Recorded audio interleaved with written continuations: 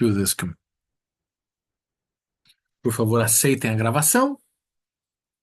Bom, vou aqui. Sejam todas e todos muito bem-vindos à nossa leitura comunitária de Totem e Tabu. Ahn, não, não é isso que eu queria. Eu errei. Vamos lá. Hum, aqui. Foi? É isso? É. Muito que bem, muito que bem. Nós estamos e começamos aqui no A Explicação. Bom, vamos dar início aí depois. Deixa eu ver se tem mais alguém no grupo lá que mandou um salve. Não, depois a galera vai entrando. Bom, tá aqui. Continuando a leitura de Totem e Tabu. A gente teve um longo debate semana passada sobre a questão dessa origem do tabu e que o Freud vai desenvolver mais ainda aqui, né, e tal.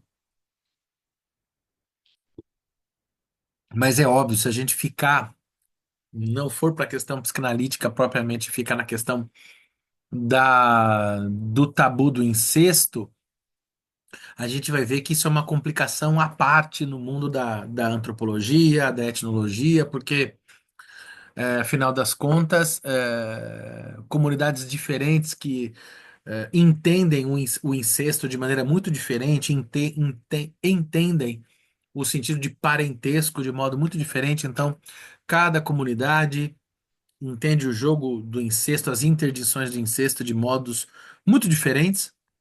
E isso gera uma confusão enorme, ainda mais em nós, né, no geral, acomodados com o pensamento ocidental, né? Mas a gente vai vendo essas complicações à medida que elas forem desenvolvendo no texto. Então vamos lá.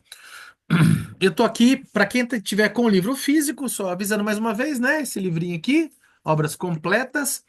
Aqui no PDF a gente está na página 15, no texto escrito a gente está na página 26, tá? Então, bora nessa.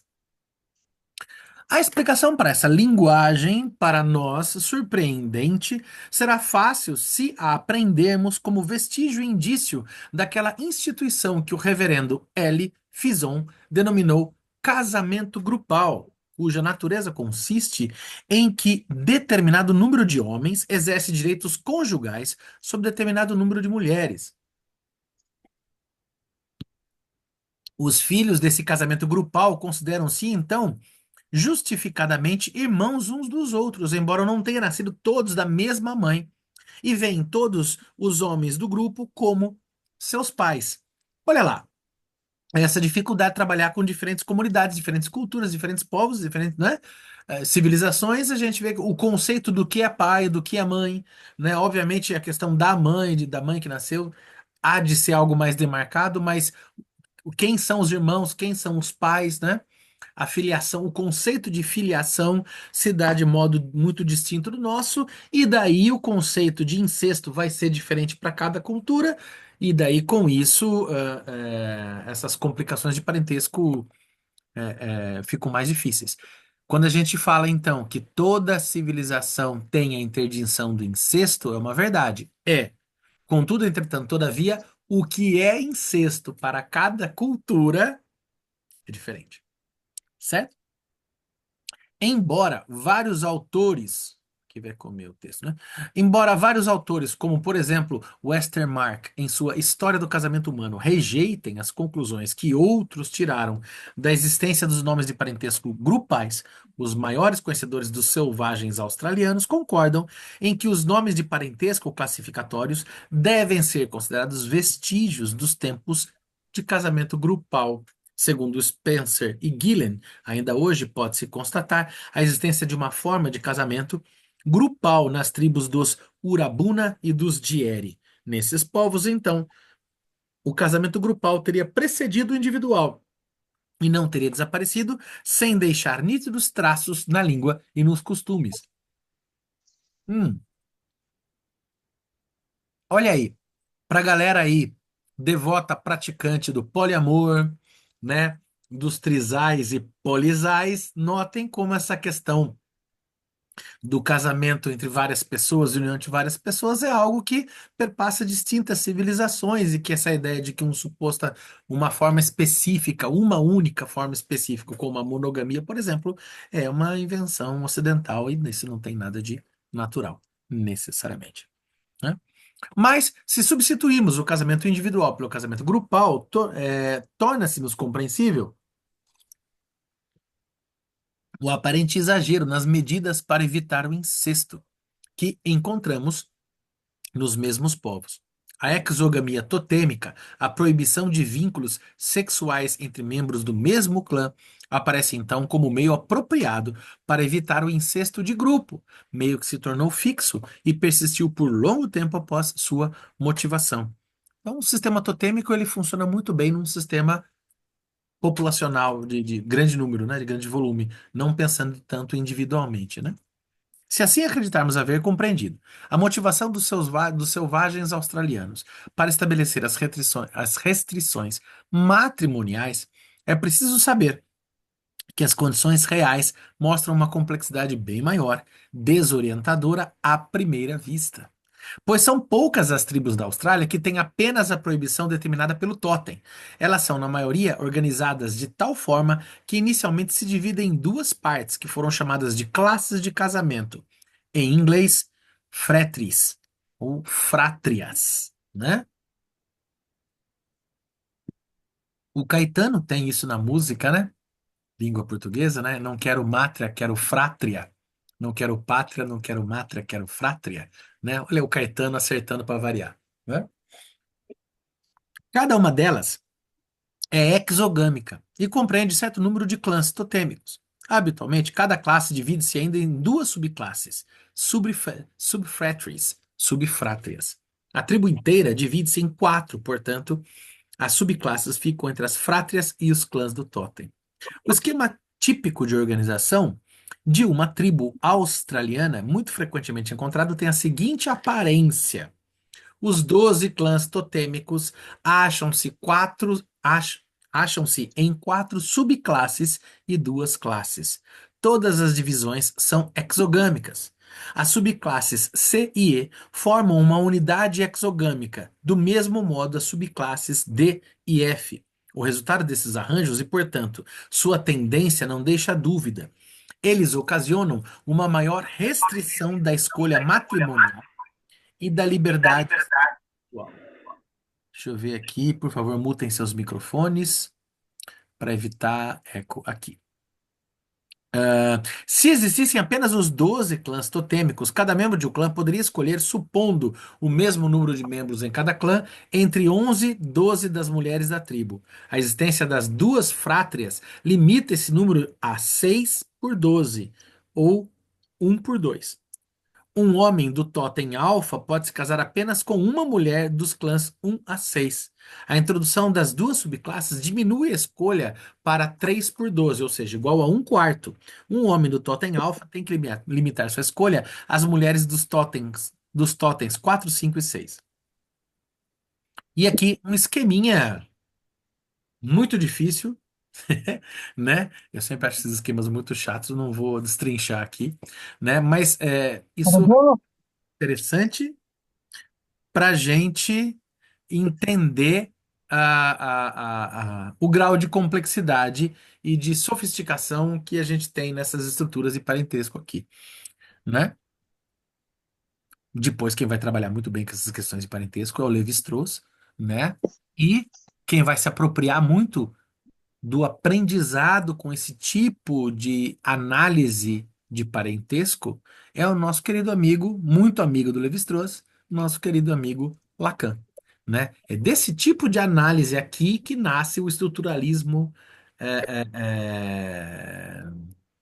é, levi-straussiano, né? E é desse tipo de base de estruturalista que a gente tem o pensamento o inconsciente estruturado como linguagem do Lacan. Deixa eu dar uma olhada no nosso chat aqui, estruturas elementares do parentesco. Eu sou o Edival aqui, nosso correspondente da antropologia. Isso aí, Edival, obrigado. É isso mesmo. Então vamos lá. As relações históricas entre as classes matrimoniais. Ah, eu ia comentar uma coisa. Vale lembrar que, olha que interessante, vocês viram que devido a esse sistema de divisórios aqui, como ele explicou acima, os casamentos são super restritos. Então, o que a gente já pode imaginando é que determinado menino do totem alfa, por exemplo, só vai, como vamos seguir aqui, né? Só vai poder casar com determinadas moças de outro subtotem, um, dois ou três. Então, vamos pensar que é mais ou menos assim. é, é, os casamentos, eles não são tão espontâneos como a gente imaginaria. Os meninos e as meninas, nas suas relações de parentalidade, já nascem quase que prometidos. Por que que isso é importante? Para várias coisas. Uma delas é para desmontar o mito do amor romântico. Não há nenhuma. Nossa ideia de amor romântico, de amor burguês, que é muito marcado numa sociedade urbana e industrial do século XIX, ele só é possível porque a gente não tem uma divisão totêmica, não tem uma divisão estruturada, estruturante, muito arraigada e forte, marcada, como são essas comunidades ancestrais, né? Quando a gente trabalha no mundo urbano e industrial, a gente tem a ideia de qualquer um pode entrelaçar-se com qualquer um. Aí a ideia de indivíduo, de subjetividade privatizada e de amor romântico, né? Para quem tiver curioso, vale muito ler um livro chamado A Paixão Terna, do nosso amigo Peter Gay, que é biógrafo do Freud, ali para pensar romantismo e tal, vale bem. Além do romantismo do Edward Palmer Thompson também. Hashtag fica a dica. As relações históricas entre as classes matrimoniais, que em algumas tribos chegam a oito, e os clãs totêmicos não estão esclarecidas. Nota-se apenas que esses arranjos visam o mesmo que a exogamia totêmica e que pretendem ainda mais.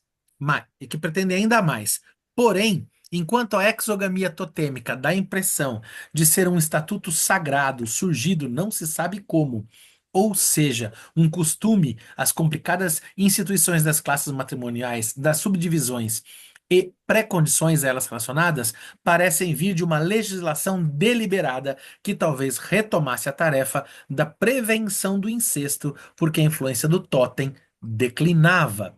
Você começa a ter quase que uma substituição, né? Ainda que você tem um esvaecimento do totêmico, você tem outros tipos de acordo de ordem política, de familiar, que organizam a sociedade, sempre em busca do evitar, de evitar o incesto, né? Enquanto o sistema do totem, como sabemos, é a base de todas as demais obrigações sociais e restrições morais da tribo, a importância das frátrias se reduz, em geral, à regulamentação da escolha matrimonial, que é seu objetivo. No desenvolvimento ulterior do sistema de classes matrimoniais, há um esforço em ir além da prevenção do incesto natural e de grupo, proibindo uniões entre parentes de grupos mais distantes, de modo semelhante ao que fez a Igreja Católica quando estendeu aos primos a proibição de casamento entre irmãos e inventou, além disso, os graus de parentesco espirituais.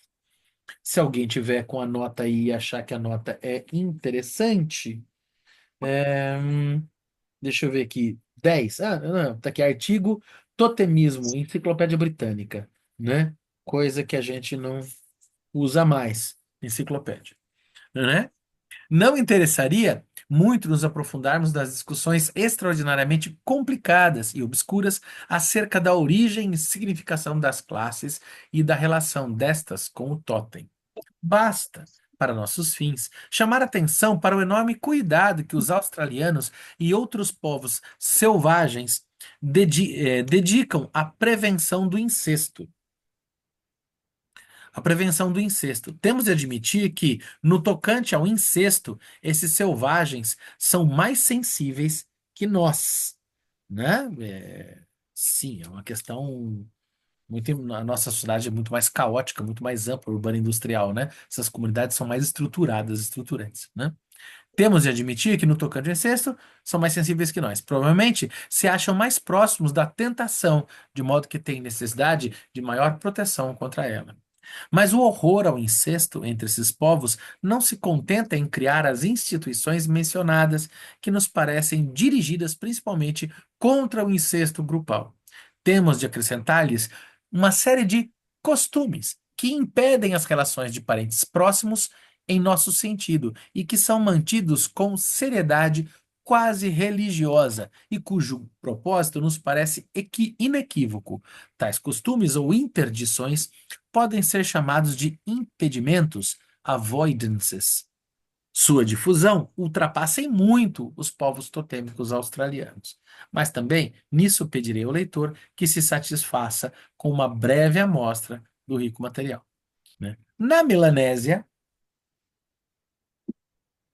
essas proibições visam o relacionamento do garoto com a mãe e as irmãs. Na ilha de Neper, uma das novas hébridas, o garoto deixa a casa da mãe ao atingir certa idade e muda-se para o clube, onde passa a dormir e ter suas refeições. Ele ainda pode visitar sua casa, a fim de pedir alimentação, se sua irmã estiver lá. Porém, ele tem de partir sem comer, estando ausente a irmã. Ele pode sentar-se junto à porta para comer. Se irmão e irmã se encontram por acaso, ela tem de correr ou esconder-se num lado. Se o garoto reconhece pegadas na areia como de sua irmã, ele não pode segui-las e, do mesmo modo, ela não pode seguir as dele. Ele nem sequer pronuncia o nome dela e evita dizer uma palavra corriqueira, se esta faz parte do nome da irmã. Este impedimento, que tem início com a cerimônia da puberdade, é mantido por toda a vida. A reserva entre uma mãe e seu filho aumenta com os anos. Existe, sobretudo, por parte da mãe.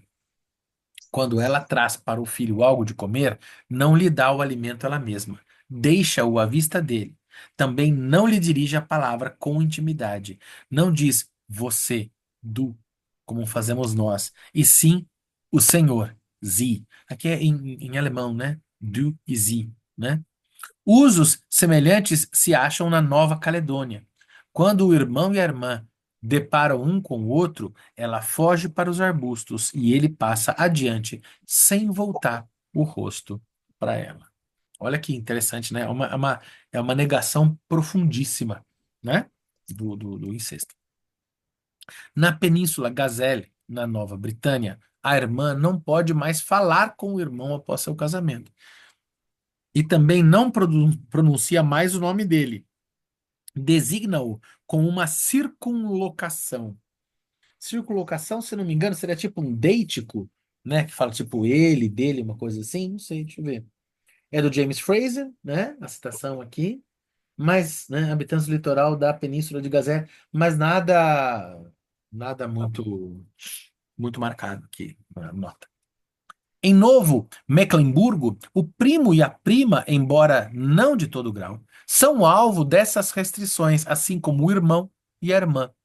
Não podem aproximar-se um do outro, dar-se as mãos, presentear-se, mas podem falar um com o outro à distância de alguns passos. A punição para o incesto com a irmã é a morte por enforcamento. Nas Ilhas Fiji, tais regras de interdição são particularmente severas. Atingem não apenas os parentes sanguíneos, mas também as irmãs de grupo. Tanto mais surpresos ficamos ao saber que tais selvagens praticam orgias sagradas, em que justamente esses graus de parentesco proibidos buscam a união sexual. Isto se não preferirmos recorrer a esta contradição para explicar a proibição. Deixa eu ver aqui. Nada importante também. Entre os batas de Sumatra, os impedimentos atingem todas as relações de parentesco próxima. Seria algo chocante para um bata, por exemplo, acompanhar a irmã numa saída à noite. Um irmão bata não se sente bem na companhia da irmã, mesmo se outras pessoas estão presentes. Se um deles chega em casa, o outro sai. Um pai também não fica só em casa com a filha, nem uma mãe com o filho. O missionário holandês que relata esses costumes acrescenta que, infelizmente, pelo que conhece dos Batas, acha necessária a manutenção da maioria dessas regras. Este povo vê como óbvio que o fato de um homem e uma mulher estarem sós levará a uma intimidade indevida e, como acha que o intercurso de parentes próximos traz todos os castigos e más consequências possíveis, está certo em fugir a todas as tentações por meio dessas proibições, né? Assim, segundo relatos aí do viajante aí, né? Existem grandes possibilidades de qualquer homem com qualquer mulher ter intercurso sexual, então essas proibições precisam ser exageradas. No geral, esses relatos de estrangeiros costumam ser relatos exagerados, né? Mas é interessante que essa marcação parece que é demonstrada mesmo, né? Dessa necessidade abissal de impedimento do contato físico entre pessoas de sexos distintos, justamente por serem aparentadas, né? Aí em termos de clã, em termos de totem e tal. Entre os Acambas ou Wakambas, na África Oriental Britânica, há uma interdição que se esperaria encontrar mais frequentemente. Uma garota tem de evitar seu pai entre a época da puberdade e seu casamento. Ela se esconde, se depara com ele num caminho, jamais procura sentar-se junto a ele e age assim até o momento de seu noivado. A partir do matrimônio, não há mais obstáculo em seu relacionamento com o pai. Ah, deixa eu ver nas notas aqui. Tudo advindo do livro Totemismo e Exogamia do James Fraser. E só isso. O impedimento mais difundido, mais rigoroso e, para os povos civilizados, também o mais interessante, é aquele que limita o relacionamento de um homem com sua sogra, né? Como eu falei para vocês que tem na comunidade Yanomami, né? O Davi Copenaua relata essa questão na Queda do Céu, né? Dele com o antropólogo francês, fugiu o nome. Ele é generalizado na Austrália, mas também vigora entre milanésios e polinésios e entre os povos negros da África, onde quer que se achem traços de totemismo e de parentesco de grupo, e provavelmente em outros lugares. Em vários desses povos há proibições semelhantes relativas ao inócuo relacionamento de uma mulher com seu sogro, mas não são muito constantes e sérias. Em alguns casos isolados, ambos os sogros são objeto do impedimento. Como a difusão etnográfica das proibições relativas à sogra não nos interessa tanto quanto seu conteúdo e propósito, eu me limitarei a reproduzir uns poucos exemplos. Nas Ilhas Banks, essas regras são bastante severas e minuciosas. Um homem não se aproximará da sogra, nem ela dele. Se os dois se encontram casualmente numa trilha, ela se põe do lado e vira-lhe as costas até que ele passe ou ele o faça. Em Vanualava, Port Patterson, um homem não seguirá a sogra na praia até que a maré tenha subido e desfeito suas pegadas na areia. Mas eles podem falar um com o outro de certa distância. De maneira nenhuma ele pronuncia o nome da sogra ou ela pronuncia o dele. Essa questão é bastante marcada também, né, de pronúncia de nome, né? A gente vê isso em várias comunidades indígenas, nos povos que foram estudados pelo Eduardo Viveiros de Castro, né, os Iauareté, que são tupis amazônicos, né, e o Orlando Calheiros também, né, ali a gente tem uma questão de comunidades que não pronunciam os nomes só são falados quando são distantes ou quando são mortos, tem toda uma questão que não é só a questão da interdição do incesto, mas muitas vezes passa pela interdição do incesto. Obrigado, Edival. Isso mesmo. Bruce Albert, da Queda do Céu. O Bruce Albert é o cara que escreve junto, que é o antropólogo, né, que escuta o Davi Copenaua e escreve em francês. Curiosamente, a obra Queda do Céu foi produzida primeiro em língua francesa e depois traduzida para o português e prefaciada por Eduardo Viveiros de Castro, né, um antropólogo brasileiro. Caso alguém não conheça, vale muito a pena. Quem se debruça detidamente em vários momentos sobre a questão do luto e da dimensão xamânica, dos, dos indígenas Chavantes? Não é Chavantes, não, como é que é? Dos Yanomami, né? Quem trabalha com essa questão do Yanomami, a mentalidade Yanomami, o sistema de pensamento Yanomami, por incrível que pareça, é o nosso tão conhecido psicanalista lacaniano, o querido Christian Dunker, né? O Dunker, tanto no Mal-Estar, Sofrimento e Sintoma, né? Na obra famosa dele lá dos condomínios, quanto no Lutos Infinitos, vai passar por experiências de luto e de xamanismo nas comunidades Yanomamis, né? Para pensar o sistema de pensamento, de como eles experienciam essas questões, né? Vale bem a pena. Ahn, como é que é? Tá, acho que eu li essa parte aqui, né? Mas vamos lá. Nas Ilhas Salomão, o homem não pode ver nem falar com a sogra depois do seu casamento. Ao encontrá-la, faz como se não a conhecesse, afasta-se o mais rápido possível e se esconde. Entre os Zulus, o costume exige que um homem se envergonhe de sua sogra, que faça tudo para evitar sua presença. Ele não entra na cabana em que ela está. Quando se encontram, um ou o outro se esquiva, ela se ocultando num arbusto, por exemplo, e ele pondo seu escudo diante do rosto. Quando não podem se evitar e a mulher não tem outra coisa para se esconder, ela prende um tufo de capim em volta da cabeça, para que a cerimônia seja respeitada. As relações entre os dois têm que ser interditadas por meio de um terceiro, ou eles podem gritar um para o outro de certa distância quando têm entre si uma barreira, como, por exemplo, a cerca do Kraal. Nenhum dos dois pode falar o nome do outro, né? Inúmeros exemplos aqui, né, de interdição, de proximidade, né, e de possibilidades da leitura do incesto, né? Entre os Bazogas, uma tribo negra da região das fontes do Nilo, um homem pode falar com sua sogra apenas quando ela se acha em outro aposento da casa e não é vista por ele. Aliás, esse povo tem tal horror ao incesto que o castiga até entre os animais domésticos. O propósito e a significação dos outros impedimentos que atingem parentes próximos não dão margem à dúvida.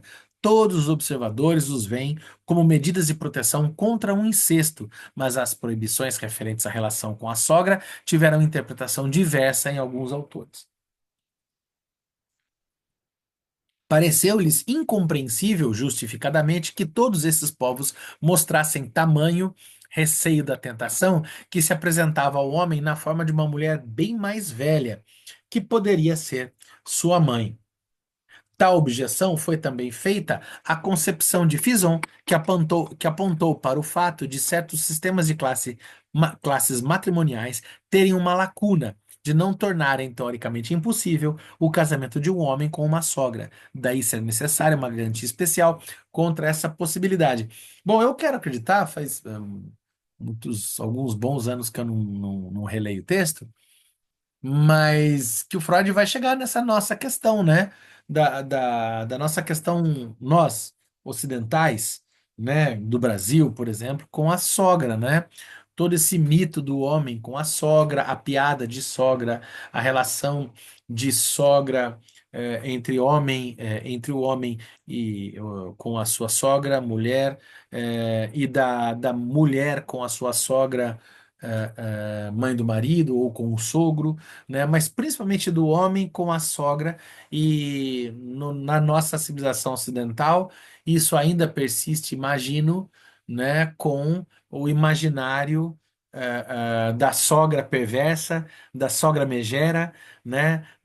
E das múltiplas piadinhas, né? Que envolvem a sogra. E as piadas muitas vezes são piadas de mau gosto, mas vamos entender, não justificar, mas vamos entender que essas piadas de mau gosto reiteram ou reforçam uma violência que possivelmente resgata uma visão violenta anterior que vem dessas proibições de incesto as mais ancestrais, né? Certamente. Sir John Lubbock, eu tô achando que é John aqui, né? Em sua Origin of Civilization, relaciona a atitude da sogra com o genro ao antigo casamento por rapto, marriage by capture. Enquanto existia o rapto de mulheres, a indignação dos pais também era real. Quando só restaram símbolos dessa forma de casamento, também a indignação dos pais foi simbolizada, e esse costume permaneceu depois de sua origem, que a sua origem foi esquecida. Crowley não tem dificuldade em mostrar como essa tentativa de explicação deixa de cobrir pormenores dos fatos observados. Segundo E. B. Tyler, o tratamento dado ao genro pela sogra seria uma forma de não reconhecimento, cutting, por parte da família da esposa. O marido é visto como um estranho até o nascimento do primeiro filho. Porém, mesmo deixando de considerar os casos em que esse acontecimento não suspende a proibição, pode-se objetar que essa explicação não esclarece o fato de o costume centrar-se na relação entre sogra e genro, ou seja, ignora o fator sexual e que não considera o elemento de horror quase sagrado que se manifesta nos preceitos do impedimento. Uma mulher Zulu, ao ser questionada sobre o motivo da proibição, deu a seguinte resposta de um delicado sentimento: não está certo que ele veja os seios que amamentaram sua mulher. Olha que interessante, né? Sabe-se que também nos povos civilizados, a relação entre sogra e genro é um dos aspectos difíceis da organização familiar. Tcharam, olha lá o Freud entrando nisso, né? A verdade é que já não existem preceitos de impedimento para os dois nas cidades dos povos brancos da Europa e das Américas, mas muitos aborrecimentos e disputas seriam evitados se tais preceitos ainda vigorassem como costumes e não tivessem de ser estabelecidos isoladamente pelos indivíduos. Muitos europeus podem ver como uma alta sabedoria o fato de povos selvagens terem antecipadamente excluído com suas proibições o contato entre duas pessoas que se tornaram parentes tão próximos. Não há dúvida de que a situação psicológica de genro e sogra há algo que favorece a hostilidade entre eles e dificulta a sua convivência. Além disso, o fato de esse tema ser objeto de piadas entre os civilizados parece-me indicar que as relações afetivas entre os dois incluem componentes que se acham em aguda oposição entre si. Quero dizer que é uma relação ambivalente, feita de impulsos conflitantes, ternos e hostis. Né? Já temos aqui uma pincelada de alguma coisa que vamos à psicanálise, né? Ambivalências, né? É o nosso território familiar, talvez quase que infamiliar, né? Parte desses impulsos é evidente. Do lado da sogra, o desgosto em renunciar à posse da filha, a desconfiança para com o estranho ao qual ela é cedida, a tendência a afirmar uma posição dominante, a qual se acostumar em sua própria casa. Do lado do marido, a resolução em não se submeter mais a uma vontade alheia, o ciúme de todas as pessoas que antes dele possuíram o afeto de sua mulher e, last but not least, né? Por último e não menos importante, a má vontade em permitir que algo interfira na ilusão da superestimação sexual. Tal interferência pode vir da pessoa da sogra, na qual tantos traços lhe lembram a filha e que, no entanto, carece dos encantos juvenis, da beleza e do frescor psíquico que para ele tornam preciosa sua mulher. Né? Parece quase que sugerir aqui uma ideia que Freud vai trabalhar, por exemplo, inclusive no Unheimlich, né? Que é a duplicação, né? A sogra, ela é a duplicação negativada da esposa, né? Enquanto quase que uma ambivalência entre, como se fosse a fada e a bruxa, né? E daí a gente pode pensar de como essas imagens estão carregadas aí nos contos, né? Mais ancestrais, né? Emanuele Donato colocou aqui, né, o tabu que engloba a amamentação, né? É, sim, né? É quando fala que não é justo que o homem, né, a moça Zulu fala, né? Não é justo que o homem encare o seio que amamentou a sua mulher, né? Esse seio seria um seio ancestral e, por fim, é, mais seduzível, talvez, mais sedutor, né?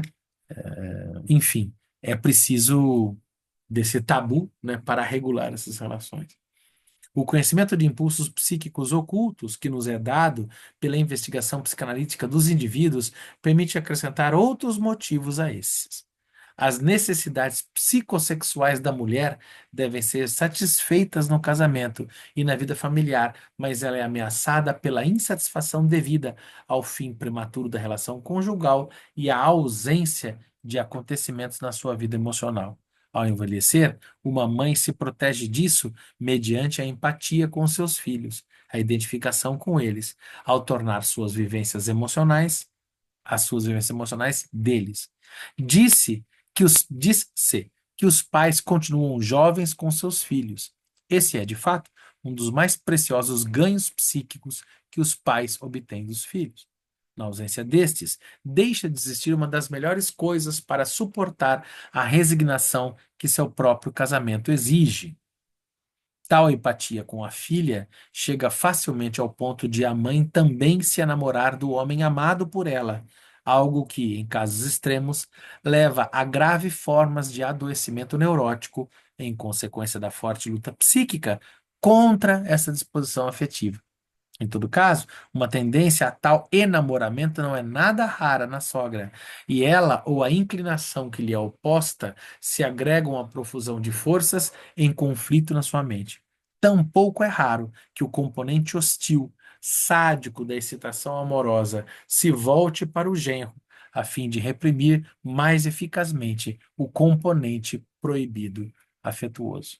Então, esse lugar da proibição do incesto pode assumir, inclusive, formas neuróticas, né, de proximidade positiva entre genro e sogra, ou ainda rechaço e articulações sádicas e masoquistas, enfim, né? Tudo aquilo que é humano e como tudo que é humano nunca é estranho ou não nos deveria ser, né? A relação de um homem com sua sogra é complicada por impulsos semelhantes, embora vindos de outras fontes. Normalmente, a via da escolha do objeto o conduziu a seu objeto amoroso através da imagem de sua mãe, talvez também de sua irmã. Devido à barreira do incesto, sua predileção moveu-se das duas pessoas queridas de sua infância para um objeto de fora, modelado a partir delas. Modelado a partir delas. O lugar de sua própria mãe e mãe de sua irmã é tomado por sua sogra. Desenvolve-se uma tendência a recair na escolha original, mas tudo nele se opõe a isso. Seu horror ao incesto requer que não se lembre da genealogia de sua escolha de objeto. O fato de a sogra ser uma figura atual, que ele não conheceu desde sempre como a mãe, de modo que sua imagem permanecesse inalterada no inconsciente, torna-lhe mais fácil a rejeição.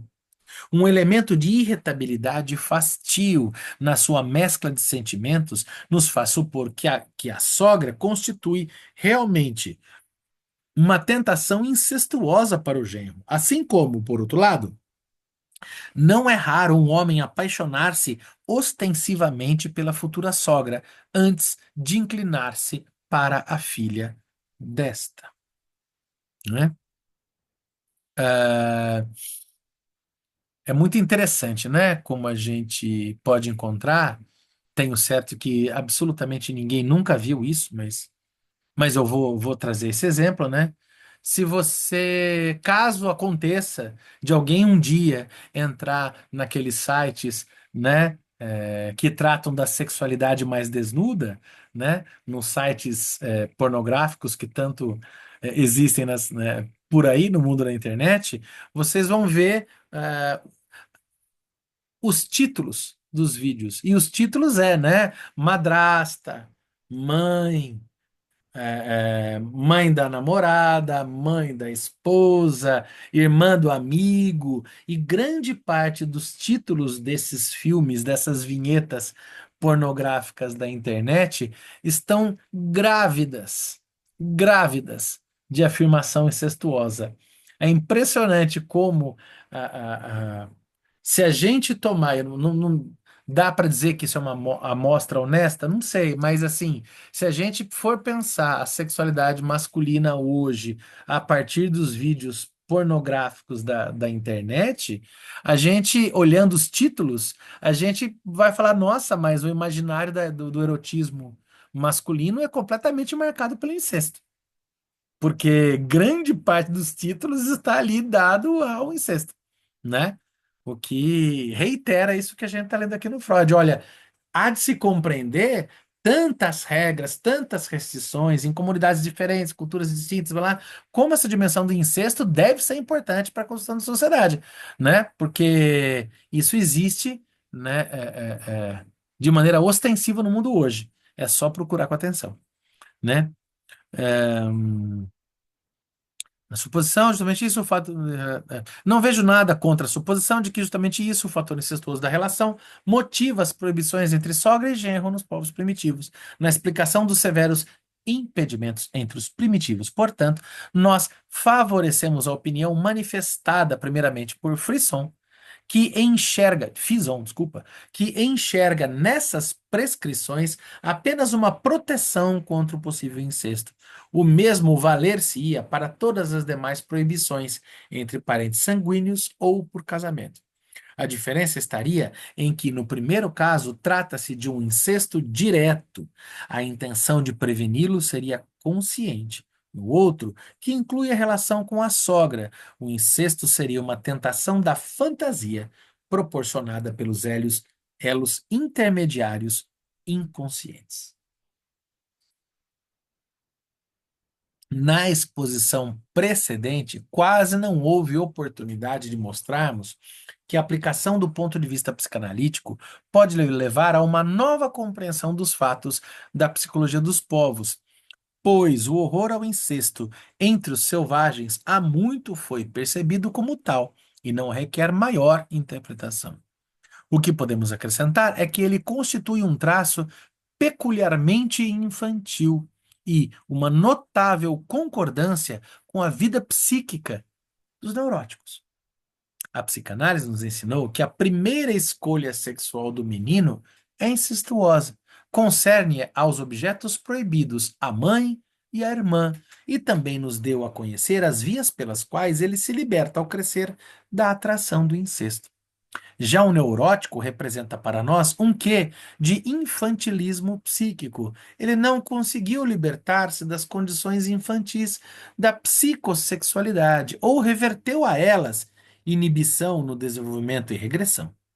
Em sua vida psíquica inconsciente, então, as fixações infantis incestuosas da libido têm ainda, ou novamente, um papel determinante. Por isso chegamos a ver a relação com os pais, dominada por anseios incestuosos, como o complexo nuclear da neurose. O descobrimento dessa importância do incesto para a neurose depara naturalmente com a descrença geral das pessoas adultas e normais. A mesma rejeição encontram, por exemplo, os trabalhos de Otto Rank, que evidenciam cada vez mais como o tema do incesto está no âmago do interesse dos escritores, fornecendo material à poesia em incontáveis variações e distorções. Vamos pensar aqui. Quem é da minha geração vai se lembrar uma minissérie que chacoalhou o Brasil da Rede Globo chamada Presença de Anitta, né? A presença de Anitta resgata, de certa maneira, uma adaptação de um romance famoso do Vladimir Nabokov, Lolita, né? Que é a paixão de um homem adulto, pai de família, por uma ninfeta, por uma moça, por uma adolescente. Eu nem sei se ali, não, ali era adolescente, era quase que pré-adolescente, enfim. Vamos lembrar que esse paradigma do homem bem mais velho com a mulher bem mais nova, esse paradigma gera horror porque representa, de certa maneira, uma dimensão incestuosa, que seria o pai com a filha, o tio com a sobrinha, etc. e tal. Vamos lembrar que a nossa linguagem cotidiana está recheada desse tipo de coisa, né?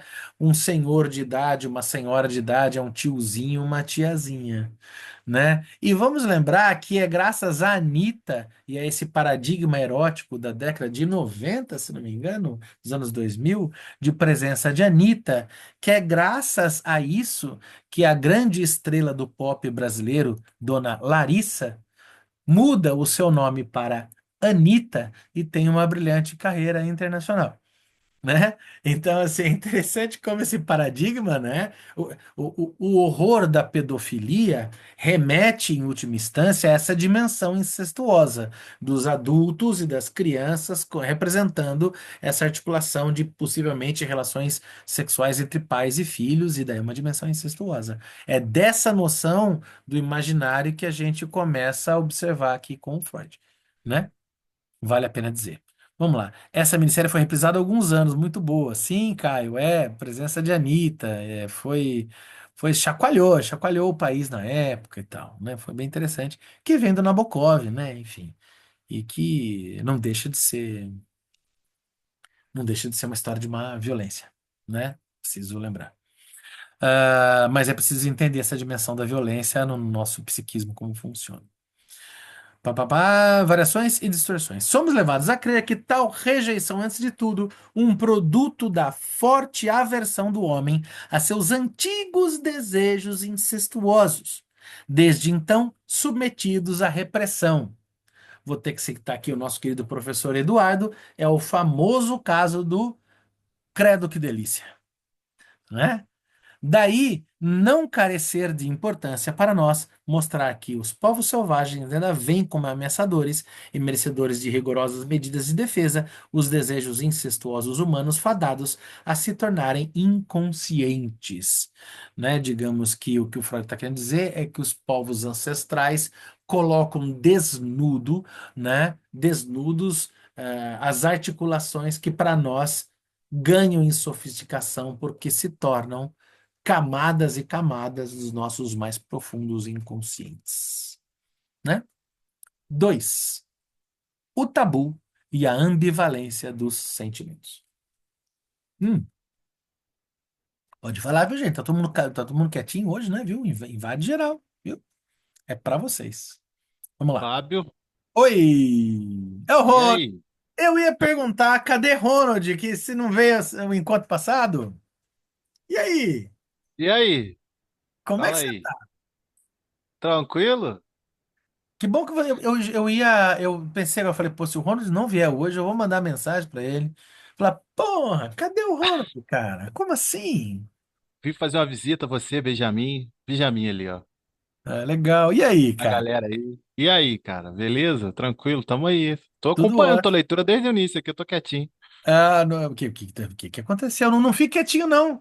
Diga aí, o que que você vai dizer pra nós aí das interdições ao incesto? E aí? Muito bom, muito bom, muito bom. Eu acho que.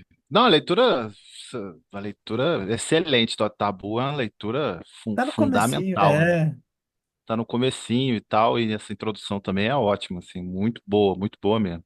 E eu tava pensando quando ele passa por aquela série de dados etnográficos, né?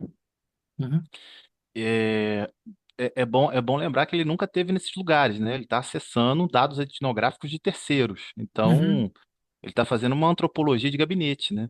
Sim, Você, você- total. você Muito. conhece, você conhece muito bem isso. Então, James Fraser, que ele tá é, licitando. Essa galera aí. e todos os antropólogos estão produzindo uma É. ciência nova, né, que é a etnografia, com Franz Boas, né, você sabe muito bem disso, foi aluno professor do Gilberto Freire, né, Franz Boas, lá na... Mas essa galera que ele cita é antes do Boas ainda, não é? É antes do Boas, né? É antes e depois, É. tudo meio na mesma, contemporâneos, né, digamos assim, Uhum, antes, depois, então tá fundando uma nova ciência aí, né, então, o que que acontece? Não tinha etnografia, né, então a etnografia está sendo fundada aí na virada do século e na primeira metade do século XX. E, e aí é isso, talvez como ele só pega os dados e coloca para provar a teoria do incesto, né? A gente tem que tomar um certo cuidado, talvez, né? Que tem aspectos históricos, econômicos que ele passa por cima, né? Os sociológicos também que ele passa por cima quando ele fala de África, né? Então a gente precisa ter um pouco mais de cuidado. São sociedades matrilineares, né? Matrifocais, né? Então não dá para fazer essa ligação direta, né? Mas eu gostei quando ele fala tem uma questão ali patriarcal dos ocidentais, eu gostei também, foi bem acurado quando ele fala isso. Mas eu fiquei pensando nisso, quando ele fala de outros povos, principalmente os africanos, ele, ele bota o dado e fala, ó, é isso. E aí talvez não seja, porque carece de outros estudos e tal. Ele também não fala muito que precisa aprofundar, né? Também não se coloca que ele não estava lá, né? Que ele não estava olhando por cima dos ombros, né? Como o Vitor Tanner fazia lá nos povos Ndembo, né? Então, é por aí. O Freud, eu disse lá no primeiro encontro, lá, o Freud, ele é um Jack Sparrow das ciências todas, das áreas de conhecimento, né? Da teoria literária, da antropologia, né? Ele vai pegando o que encontra e no momento que ele tá também, a antropologia tá se inscrevendo, né? Então ele que é aquilo, né? Para quem tá de fora e naquele momento é muito legal e serve demais para a reflexão que ele vai fazer para a psicanálise. Agora, realmente, como conhecimento etnográfico, assim, falta. Aí precisaria, que inclusive, eu não sei se você viu lá no grupo, a galera empolgou nesses debates, pensando nessa questão de incesto, de possibilidades, de grupos, diferentes totens e tal. E a galera ficou, nossa, mas e se acontecer tal situação e tal situação e tal situação, né? Realmente, se a gente for falar assim, olha, vamos entrar na dimensão etnográfica de cada povo, nossa, aí a gente vai ter que realmente pegar os estudiosos do hoje, que tem uma profundidade mais específica em cada comunidade, em cada articulação, como você falou, né, de matrilinearidade, as que são patrilineares, porque é tudo muito distinto, né? Ainda que a gente possa dizer, tá, tem uma proibição do incesto, mas o que é incesto, quando é incesto, como é incesto, para cada cultura, isso é de uma variação muito gigante, né?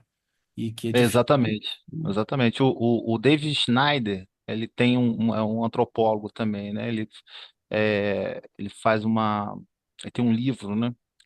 Se chama Critic of the Study of Kingship, é de 1984, publicação de 86, né? E esse livro chegou a ser traduzido aqui no Brasil, nos anos 90, mas não fez tanta, como dizer assim, tanta polêmica, né? Uhum. Porque justamente ele questiona a ideia de que o tabu do incesto é universal e Universal. está relacionado ao desejo inconsciente, Uhum. né? Ele vai falar que o tabu tem mais a ver com a manutenção das estruturas sociais dessas sociedades africanas, né? Uhum. Principalmente, do que os conflitos psíquicos individuais ou grupais, né? Então, que vai até é, fazer uma frente de discussão, né? Então, quer dizer, até que ponto, quer dizer, o incesto tá, o cesto o interdito, até que ponto aonde é que está o interdito? Que lugar esse interdito se tem, né? Quer dizer, é só genro, sogra, a gente viu ali mãe, pai, mas ou não tem interdito nenhum, né? O Fanon também vai flertar com essa ideia, né? Não tem interdito nenhum aí, vocês estão vendo coisa, chifre na cabeça de cavalo, alguma coisa assim, né? Então, assim, ah, não, Ronald, mas tem interdito. Tá, mas talvez não seja no olhar antropológico para aquele lugar que você está vendo, né? Uhum. Basicamente é isso. Não, não é. Tem.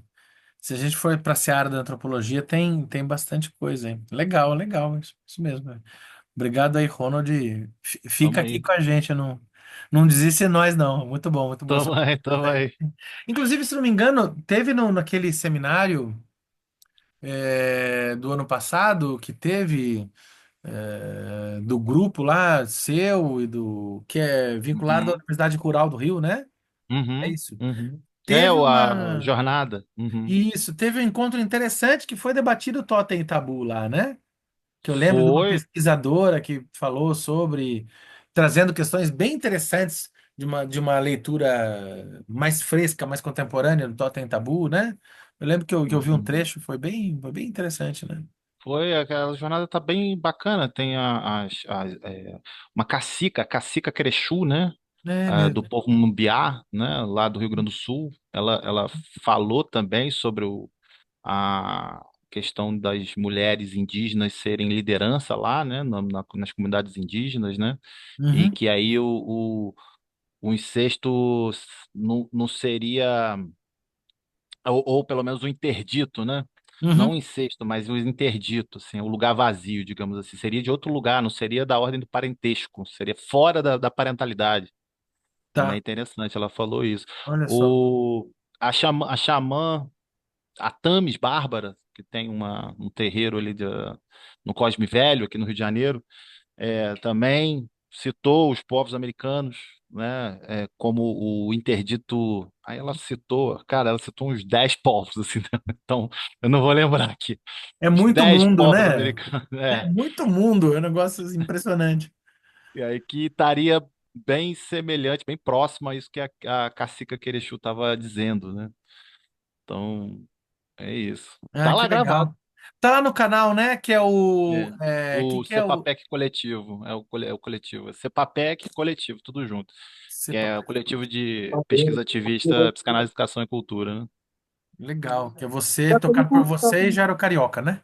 Isso É, isso aí. legal. Segue lá, viu, gente? Hashtag fica a dica. É super bom. Valeu, A Fábio, galera obrigado. produz horrores. A galera tem um. Eu acho que vocês não dormem, não, né? Tem a galera, gente que não para e que faz um monte de simpósio. Eu falo, gente, vai dormir um pouco. Se diverte no fim de semana, pelo amor de Deus, Tem né? um livro que a gente vai lançar agora dos Ah Diálogos lá. Impossíveis. A galera não para, velho. Não, né? Tô, Fábio, vamos lá fazer a semana que a gente. Falei, gente, eu preciso dormir, né? Vocês estão loucos, né? Muito bom, muito bom. É isso aí. Vamos mais um pouquinho, gente? Deixa eu só ver aqui no chat. O Edival colocou aqui que eu falei da minissérie, tá? Aí o Edival comentou, é no meio, kkk. E eu não sei em relação que meio, como é que é, o que você sente. Então, se quiser explicar pra gente, se quiser dizer aí, diz aí, Edival. Conta aí, que não, de repente é algo que eu te perdeu aqui, não entendi. Opa, chegou um chat, o Edival aqui. A Boas e a Antropologia de Gabinete e Freud. É no meio? Como assim? É ao mesmo tempo que acontece, né? A antropologia do Franz Boas e a antropologia de Gabinete e Freud é no mesmo meio. Isso, é isso. E o Ronald mandou aqui, ó, no YouTube. Manda lá no grupo também, viu, Ronald? O canal do Coletivo de Psicanálise é bem legal. A galera faz uma psicanálise, me corrija se eu estiver falando besteira, Ronald, psicanálise periférica, bem Isso, interessante, isso. super engajada. Legal demais, viu, gente? Legal demais. Acho que esse diálogo com o Ronald, com o Jair Carioca, floresce demais, amplia demais os debates. Acho que isso. Teve até no último seminário lá, teve até Christian Dunker, não foi? Teve o Ele, Christian tá, ele Dunker teve, por lá. ele teve, exatamente. Ele teve, você falou do Lutos Finitos Infinitos, ele até teve com a gente, falou do ano retrasado, né? Uhum. De 2023. 2023 ele falou dos Lutos Finitos Infinitos, falou da questão do toque tabu que você estava É, falando ele aí. passa bem por isso, Exatamente, né? exatamente É.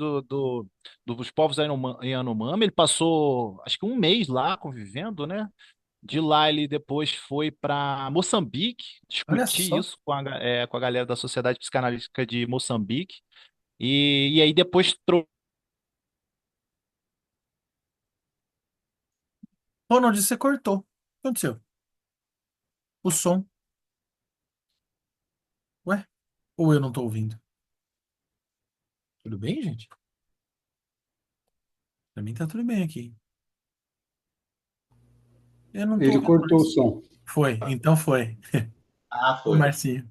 Ah, tá. Que susto. Eu falei, será que é o meu aqui? Não, sou eu, fui eu aqui. Mas termina aí, fala aí, Ronald, fala aí. A minha internet está instável, mas eu Tá. acho que dá para.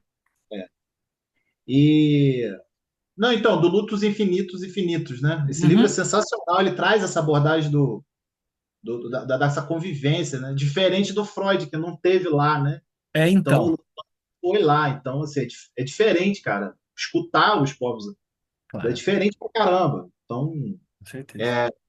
enfim, e aí ele foi em Moçambique, aí trocou ideia com o pessoal da Sociedade Psicanalítica de lá e depois trouxe para a jornada as análises para discutir com a gente, para ver o que a gente acha. Que Porra, legal. isso Muito bom, mesmo. né? Muito bom, é isso aí. É, às vezes a galera esquece, né, que o Dunker tem.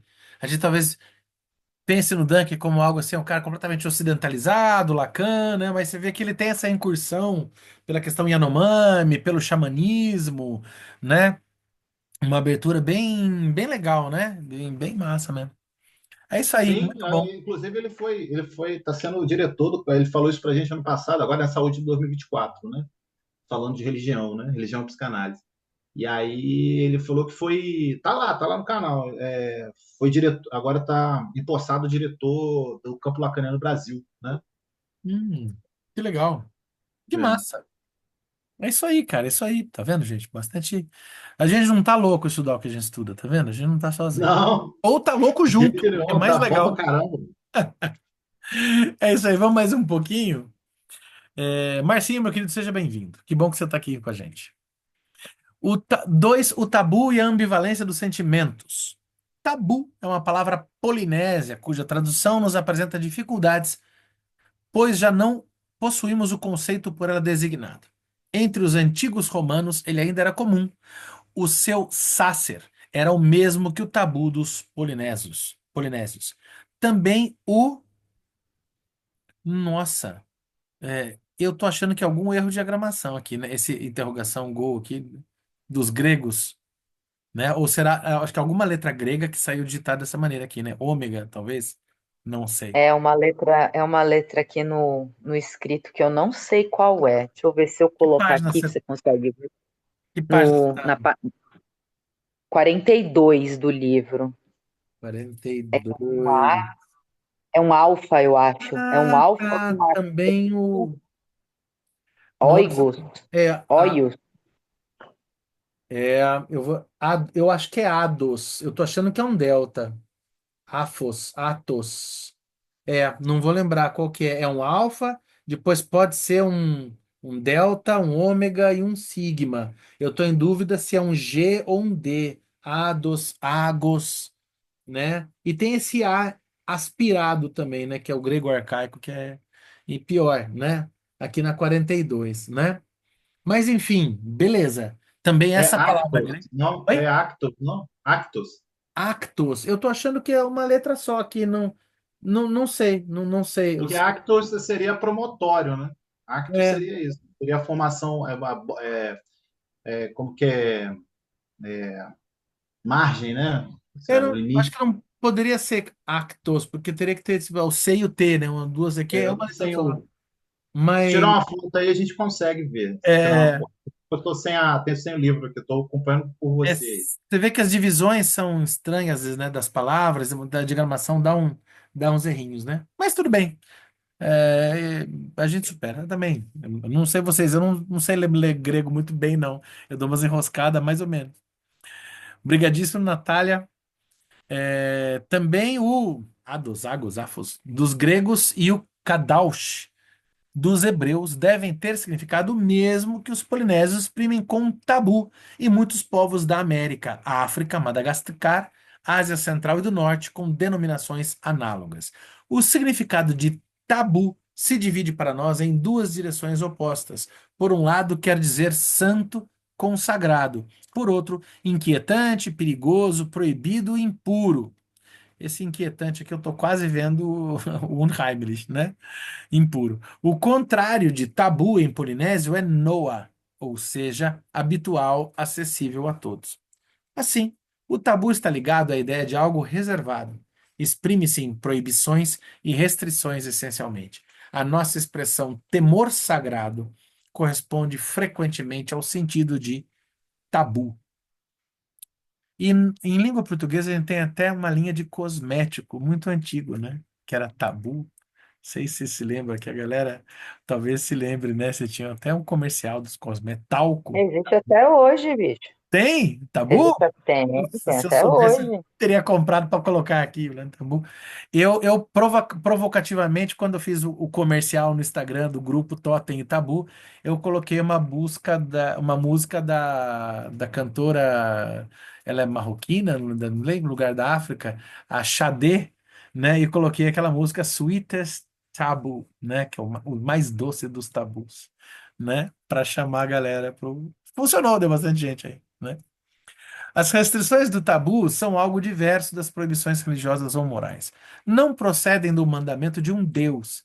Valem por si mesmas. Distingue-as as proibições morais o fato de não se incluírem num sistema que dá por necessárias as... Pronto, aqui achei. Fábio, Opa! desculpa. Não, Desculpa te imagina. cortar. Vamos lá. No meio do livro ali, fui dar uma olhada.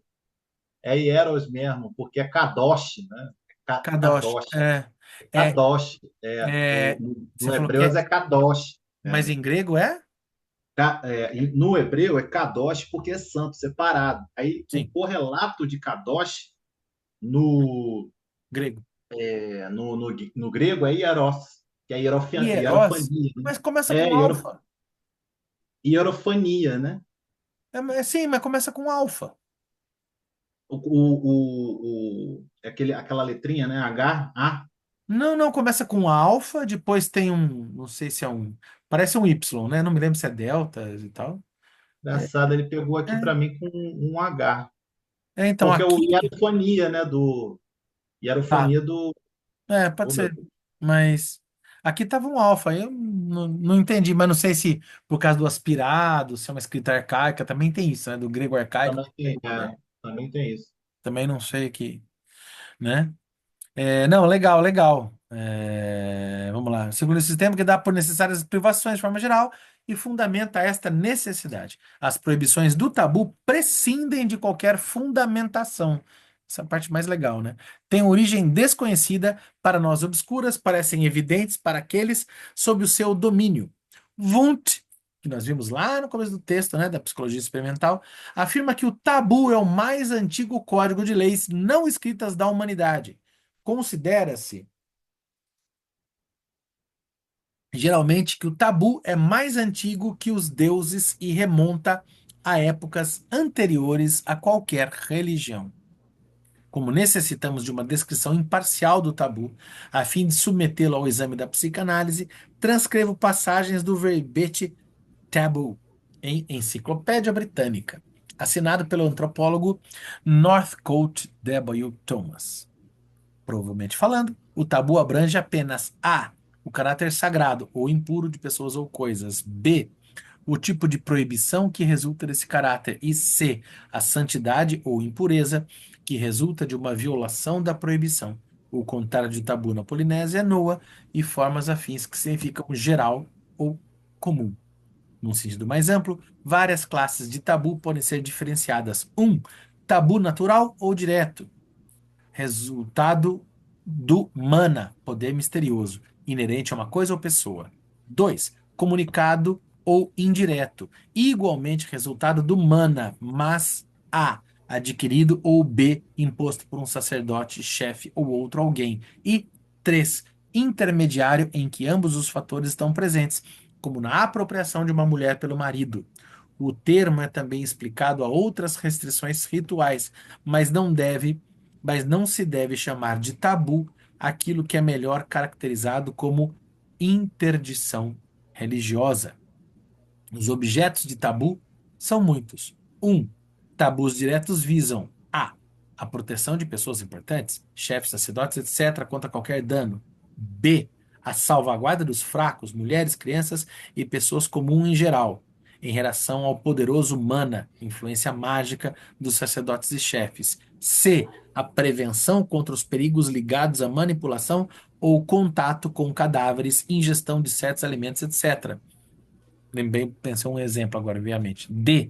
A garantia contra a interferência em atos vitais importantes como nascimento, iniciação, casamento, atividade sexual, etc. E. A proteção de seres humanos contra a ira ou poder dos espíritos e deuses. F. A proteção de crianças ainda não nascidas e de crianças pequenas que têm um vínculo especialmente simpático com um ou ambos os genitores, quanto às consequências de determinadas ações, em particular quanto a transformações de características supostamente derivadas de certos alimentos. 2. Tabus são impostos a fim de guardar de ladrões a propriedade de um indivíduo, seus campos, utensílios, etc. Dos exemplos que me veio à mente agora, me lembrei do, talvez a ideia do tabu no Ocidente é, por exemplo, a questão de algumas comunidades, alguns povos, por exemplo, ingerirem carne de alguns animais como o cachorro, né? Para nós isso funciona como um tabu, né? E não estou fazendo uma crítica a isso. Também acho culturalmente difícil, né, para mim, pessoalmente. Mas, de qualquer maneira, é interessante como para nós, por exemplo, se alimentar de um determinado animal não é um problema e de outro animal é um tabu, né?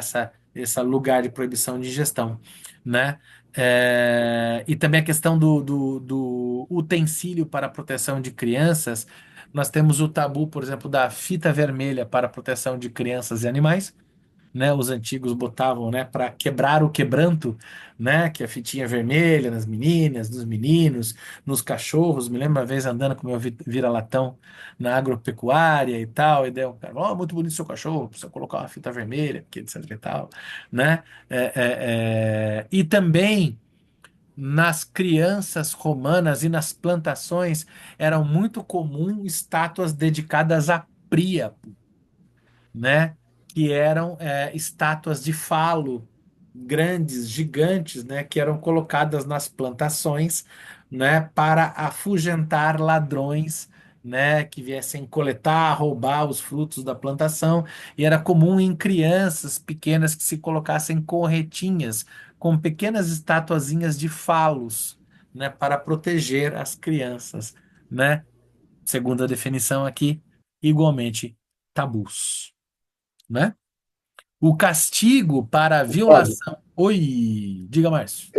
você falando desses utensílios, né, objetos separado para o sagrado, aí Aham, poderia ser pessoas separadas para o sagrado, porque daí no hebraico seria o kadosh, né, que seria o santo, mas o algo separado.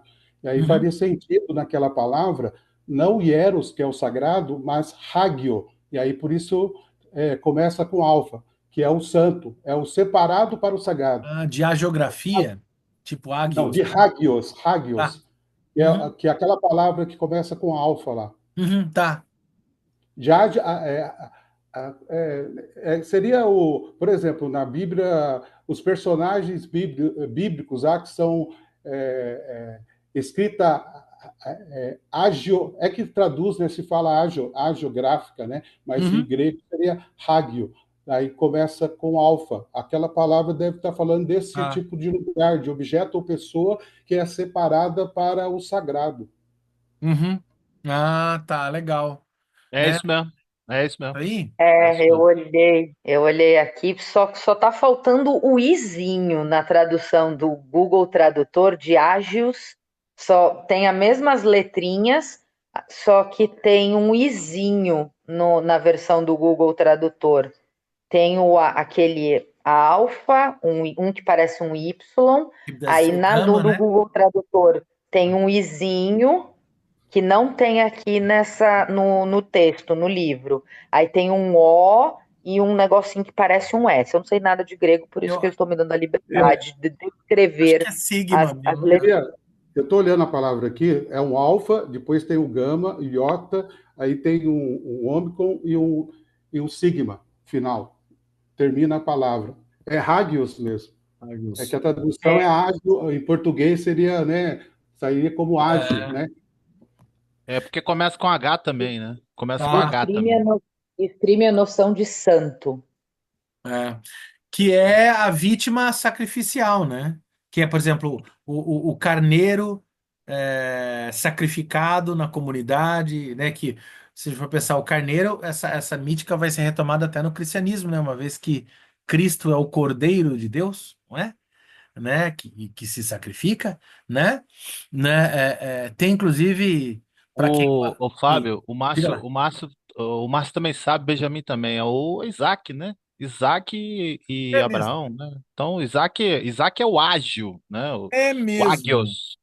O Isaac é o Ágios do Antigo Testamento, né? Assim, uma prefiguração, quer dizer, a geografia, a partir do sacrifício de Isaac, ela aponta para Cristo, né? Assim, se a gente for fazer uma leitura geográfica cristocêntrica, né? Na teologia, né? Mas assim, o Isaac ele é paradigmático nesse sentido, né? Olha só, chegamos.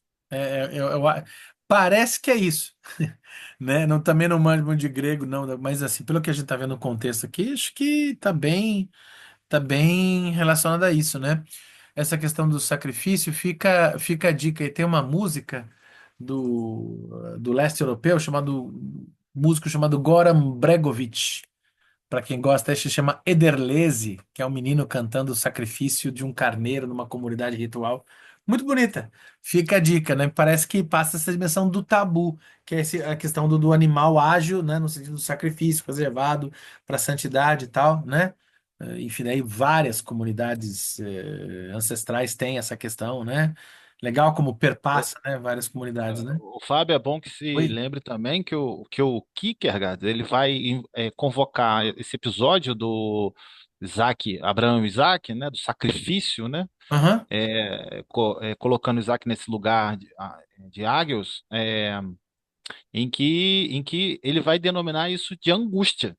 Abraão, o que Abraão tinha ali era angústia, né, de estar sacrificando seu próprio filho. Quer dizer, é claro que não sacrificou no final das contas, mas isso porque está no final da história.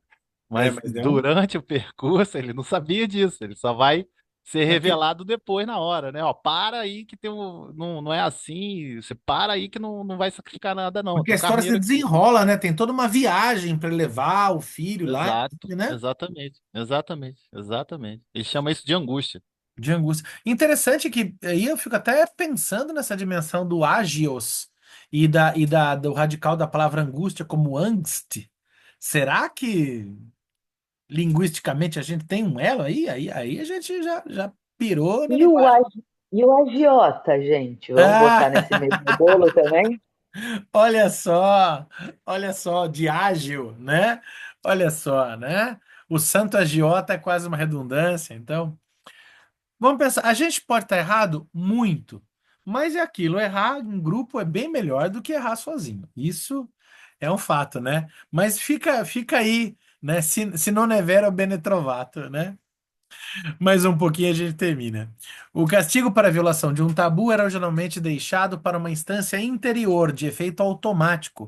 O tabu ferido vinga a si mesmo. Mais tarde, quando surgiram ideias de deuses e espíritos com os quais o tabu ficou associado, esperava-se que a punição viesse automaticamente do poder divino. Em outros casos, provavelmente devido a uma ulterior evolução do conceito, a própria sociedade assumiu a punição dos infratores cuja conduta pôs em perigo os companheiros. Assim, os mais velhos sistemas penais da humanidade podem remontar ao tabu. A violação de um tabu torna tabu Tô, o próprio tô, infrator. con- tô confusa. Ah, Lá no começo, ele vai dizer, olha, no começo do 2, né? As restrições do tabu são diversas das proibições religiosas, são diversas das proibições morais.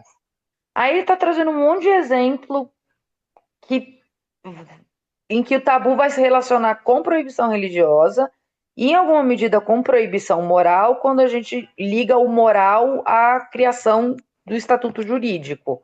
Então, cara, e aí? Tabu é o quê? É a cultura. O tabu é criado pela cultura, a partir de regras da cultura, mas como é que eu vou conseguir separar essas regras das proibições religiosas e morais para poder chamar de tabu? Fudeu, né? É, eu tô pensando como você, tá? Me parece que assim. A gente não consegue. Essa é uma das grandes características do tabu, assim como eu estou lendo aqui com vocês. Acho que a gente não encontra uma origem específica do tabu enquanto lugar, mas apesar de ele não ter necessariamente uma origem moral ou jurídica e religiosa, ele circunda, né? E eu acho que a gente vai concluir na questão do incesto aqui a questão da sexualidade, né? Que daí estaria do lugar da sexualidade, né? Que é da origem desse tabu, mas que se origina de um não sabe onde e depois ajuda, vai contribuir na configuração dessas coisas, da religiosidade, da cultura, da moral e do jurídico, né? Então, digamos que o tabu é aquilo que está em todos esses lugares como um início, mas que não surge de nenhum desses lugares especificamente. Que o tabu, pela sua própria natureza, ele é esse lugar duvidoso, pantanoso, nublado, e uma palavra mais bonita, obnubilante. Bonito, eu adoro obnubilar, é bonito, né? Mas isso daqui é o que eu estou concluindo a sua pergunta, que é uma ótima pergunta, e eu nunca tinha pensado nisso. Queridos e queridas, vamos lá. Como é que vocês leem essa pergunta, Natália? Eu tô lendo dessa maneira, mas eu não tô provando nada, não. E aí? Como é que vocês veem essa questão? Eu acho que permeia muito, né, pela religião e tal. Caio. É Acho que isso? é um recurso que a religião utiliza muito, mas eu também entendi que não necessariamente vem dessa fonte, né? Eu penso muito também nas questões de familiares mesmo, assim, de tabu. Não, a mãe fala, não pode fazer isso aqui é proibido pro filho. Então, eu acho que tá bem ligado à religião, mas não necessariamente vem exclusivamente da religião. Me pareceu que é a questão de uma espécie de origem incerta. Eu até traria aqui, pirateando mesmo, né? Tem um texto, e agora, hein? Qual que é? Eu acho que eu tô com ele acessível aqui. Deixa eu ver. Ele vai me trair? Não tá aqui? Danado. Ah, não tá, tá aqui, peraí. Eu ia chutar o nome, mas se eu ler melhor, porque esse daqui já foi meu. É, é o do Foucault, o Microfísica do Poder. Ele tem um livro aqui chamado Nietzsche e a Genealogia da História. Pronto. Nesse texto, tô piorando a situação, né? Quando a gente traz Foucault para explicar, é porque a gente tá querendo piorar. Mas tudo bem, me dá um desconto, tô na luta. Que é o seguinte, no Genealogia da História, Foucault vai justamente falar sobre a questão do mito das origens, que ele vai trabalhar com vários conceitos em alemão, que é Herkunft, Ursprung, e vários desses conceitos, mostrando que ele vai trabalhar com a ideia de genealogia como se você pudesse buscar uma origem e você não encontra, é como se ela escapasse pela vão dos dedos, de modo que ele fala que a história da genealogia é cinza. Ele se vale de Nietzsche para falar, olha, os começos estão onde você não imagina, e você vai circulando períodos e você vai encontrando diferentes lugares para aquilo que você chama de origem. A origem é sempre uma construção histórica nesse sentido. Ela é uma rede e não um ponto, do modo que eu estou lendo Foucault. Eu imagino que o tabu é bem esse lugar. Ele tem uma origem mítica ancestral, de modo que a gente não consegue localizar onde ele começa. E ele acaba se organizando e fulcrando as sociedades, as mais diferentes sociedades, e a partir dele se organiza religiosidade, moral, costume e parte jurídica, quando a gente assim localiza. Nesses termos. Mas por que que você trouxe Foucault? Ah, gente, óbvio, porque eu quis, né? Simples assim, tirei da manga e falei, né, isso daqui né, é uma carta. Porque foi o que eu li. Então é o que eu sei. É isso aí, assim, teria Mas várias é explicações interessante, lindas. eu acho que é difícil essa pergunta exatamente porque ele, na 42, ele começa dizendo o que o tabu não é. Aham, cadê? Ah, que o tabu é diverso da proibição religiosa, ou seja, ele não é uma proibição religiosa, não procede do mandamento de um Deus, ele difere das proibições morais, ele não depende de uma fundamentação porque ele tem uma origem desconhecida.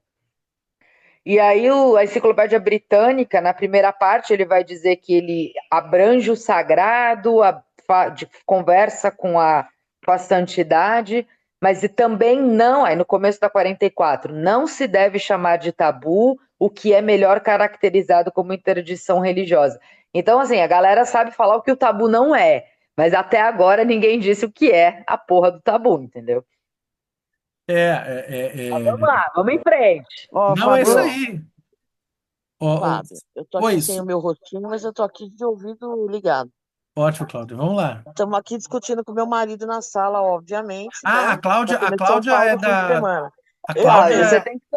é da. A Cláudia tem que socializar esse marido dela aí, que só discute com ela. Traz esse Não, marido para discutir com a gente, Cláudia. é Pô, a Ele tá aqui, ó, o pizza nominho dele aí, ó, antropológica. Marcelo. É. Então, ó, eu tava pensando aqui, Hoje a pizza vai ser o sobre tabu, tabu. É. exatamente, E é aí? como se ele fosse uma entidade, sabe? Aham, Eu queria puxar aqui a discussão para o Deus, o Espírito Santo e Jesus, né? aham, Deus não é homem, Jesus é homem, mas Deus está Deus é Jesus. Eles não são uma coisa só, aham. mas Deus Isso não é que é. homem, né? Então, Deus, tabu não é religião, tabu não é a lei, mas para mim ele está para todas essas áreas, enfim, essas disciplinas todas, como Deus está para Jesus. Deus não é homem, mas se você pegar Jesus, Deus não é, Jesus não é Deus também? Ele Não, está não, todo misturado ali. essa questão, mas eu não seria exatamente um tabu daí, seria um mistério, né? Que é essa Santíssima Não, Trindade, né? não, Que é por isso que é não é um tabu. Aham, O que eu quis dizer é que o tabu está para a religião, para aham. a justiça, né? Ele não é lei, ele não é uma interdição religiosa, mas ele está ali. Assim como Jesus é homem, Deus não é homem, mas está em Jesus, né? Acho que eu É. fui clara. Não, não, tá certo. Sabe o que eu Eu tô entendi pensando o que a aqui? Cláudia quis dizer. Contém Ok. ironia aí. Não, não, acho que Ah, o não. Marcelo está pedindo para te falar do caráter tácito do tabu, se seria isso. É quem? Eu não tô vendo aqui, deixa eu ver.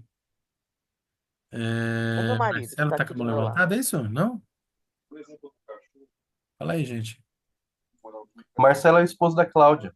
Ah, tá, tá. Ah, é o homem da pizza. Olá, pessoas. Oba! E aí? Eu estava pensando aqui, isso não foi falado no texto, mas a gente tende, talvez, Hum, a associar, a associar um caráter tácito do tabu. hum, Porque, por exemplo, no exemplo que você deu de não poder comer carne de cachorro, por exemplo, se isso é uma interdição para a gente, é um uhum, exemplo muito feliz nesse aspecto, me parece. hum, Porque não tem uma norma religiosa que nos impeça de comer cachorro, pensando numa civilização cristã, né? aham. A menos que eu possa desconhecê-la, mas em princípio parece que ela não existe. Não existe uma norma moral pré-estabelecida, por exemplo, me parece, que me impeça de comer um cachorro, né? E Uhum, também jurídica, em princípio, quer dizer, hoje temos leis de proteção aos animais, né? sim. Mas assim, se eu fosse, vamos considerar que a jurídica talvez tenha. Mas não, o que nos impede de comer um jurídica, cachorro? É Marcelo. um acordo Marcelo. tácito. Não, eu ia dizer que jurídica você consegue passar por cima. Por exemplo, se o cachorro morrer de causas naturais, e aí você vai se alimentar da carne dele. Você consegue ultrapassar o. Olha só. Posso, posso fazer uma colocação, Fábio? Tá ouvindo? Pois bem, assim, claro, vou fazer, eu não tenho certeza, né? Vamos ver. Mas inicialmente eu percebi que o Freud ele está tentando fazer um entendimento de como a antropologia ela pode ser compreendida também como uma formação do psíquico, né? Ou seja, como uma explicação antropológica de uma certa forma explica também a formação do eu, né? Como é que o eu se constitui.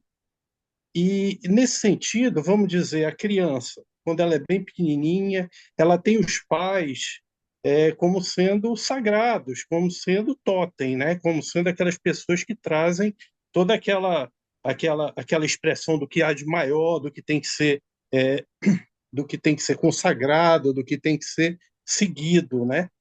Depois isso vai ser internalizado. E aí ela vai passar. E esse totem, esse sentido, ele vai ser projetado em tudo que acontece no meio. Ou seja, na religião, nas instituições sociais. E quando é criança, quando ela é pequena, quando ela vai contra o pai, ela está cometendo alguma coisa muito severa, muito errada. Da mesma forma acontece isso quando ela entra, esse pai se torna Deus, se torna o juiz de direito, quando existe essa saída do infantil muito internalizado para o social. Então, esse totem que é formado psiquicamente, que é entendido psiquicamente, ele tem que ser respeitado depois nas instituições. Então, toda essa transgressão contra Deus, contra o social, contra o jurídico, ela é um tabu.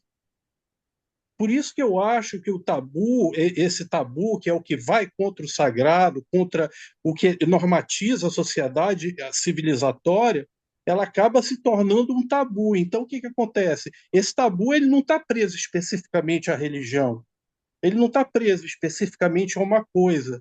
Ele é uma situação, vamos dizer, uma entidade internalizada que depois vai angustiar, que depois vai fazer com que a pessoa fique presa nesse simbolismo que está externo, que se torna o tabu da transgressão. Então é uma coisa muito mais psíquica. Seria isso? Eu gostei por demais. Nossa, só concordo. Natália, tive uma ideia enquanto o Benjamin falava, que pode ser boa, não garanto nada, mas é especialmente para a Natália, porque nós sabemos que a Natália, Márcio também, acho que Ronald também, mas a Natália é a nossa grande espiã lacaniana aqui. E daí eu vou dizer que o tabu é a primeira marca civilizacional da humanidade do nome do pai.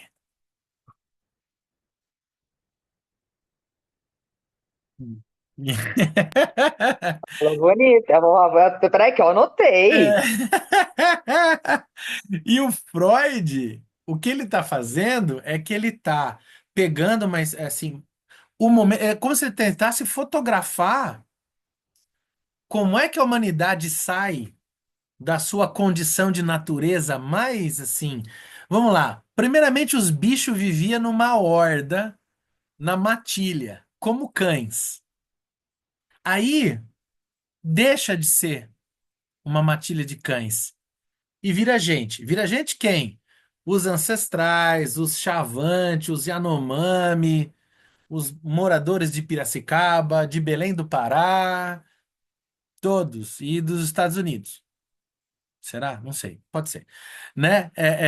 Vira civilização. Como é que se dá a passagem da condição animalesca russoísta lá, de bicho para civilização? Pelo nome do pai. Quem que é esse nome do pai? É o tabu. É quase o spoiler do texto. Tá, tá bom. Mas a gente sabe biologicamente que algumas espécies de animais têm mecanismos Ah, para evitar o incesto. mas não tem tabu. E aí? E por quê? Por quê? Por quê? Porque não tem Por... regras morais, né? Porque não tem Não, mas linguagem. eles evitam os incestos. Mas Sim, eles mas têm mecanismos. Eles tudo bem. evitam o incesto porque biologicamente não é eficaz, não é eficiente o Tudo incesto. bem, mas não tem linguagem. Mas não, meu contraponto é esse. Eu não preciso da linguagem para saber que eu tenho que evitar o incesto. Eu preciso da linguagem para saber que eu tenho que evitar o incesto? Mas Se de uma animais que certa. não têm linguagem sabem que precisam evitar o incesto, Cachorro não. Deixa o cachorro com a mãe do cachorro, você vê o que acontece. Da cachorrinho.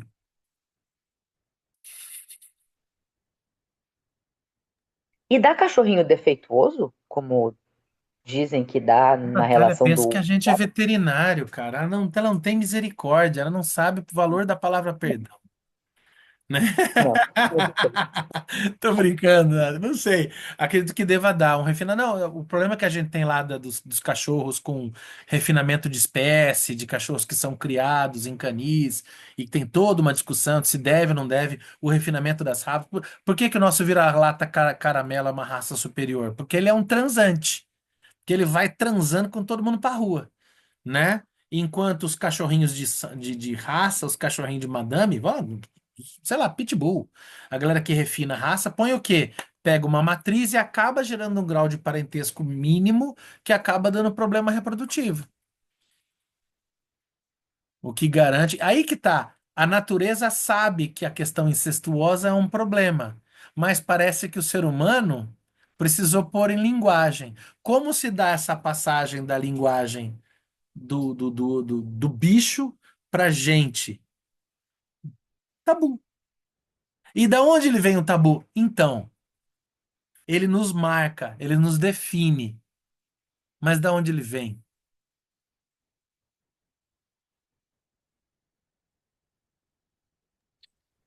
Ô, Fala, Fábio, eu Ronald. tendo a, eu tendo a concordar, assim, eu tô pensando aqui, eu Mas eu tendo a tô chutando, viu? Eu concordar, não provo nada.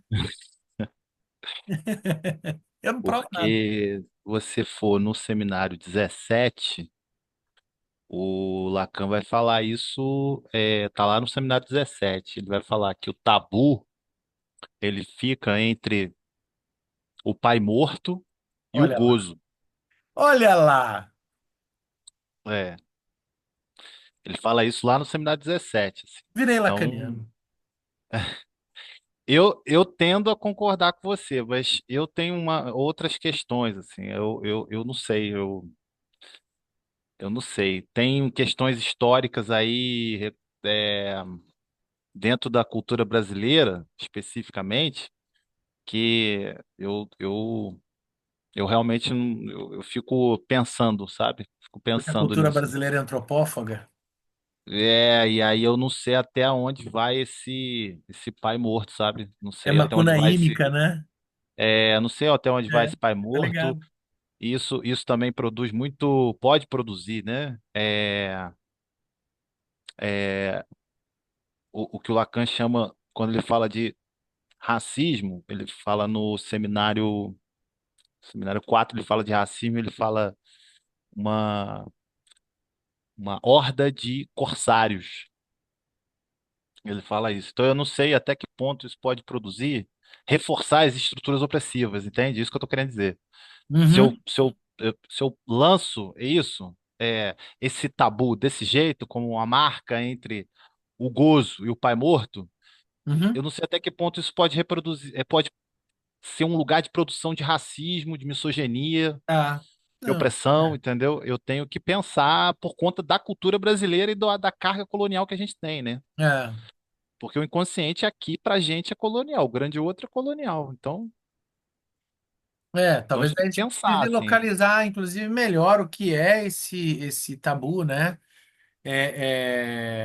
O que é o tabu e localizar, Eu, eu, talvez, de eu, modo é, a não colocá-lo como uma marca de colonialidade, né? De pensar Senão você transforma isso em uma em. marca de colonialidade. Esse é o É, ponto, assim. Por isso que eu tenho muito cuidado com isso. Então, eu assim, acho que esse é. eu concordo com você. O Aham, Benjamin falou nesse sentido. né? Me lembrou muito do Formas Elementares de Vida Religiosa, do Durkheim, quando o tabu parte ali de um sistema de crença. Lembrou a Mary Douglas, Pureza e Perigo, também, dentro da antropologia, onde ela vai falar que o tabu tem classificações simbólicas. Isso tudo eu concordo com vocês em gênero, número e grau. Não tem o menor problema, né? Agora, a gente tem que ter um pouco de cuidado, talvez, nos contextos que, que, nos contextos onde a história cultural brasileira tem a marca da desigualdade absurda, abissal, assim.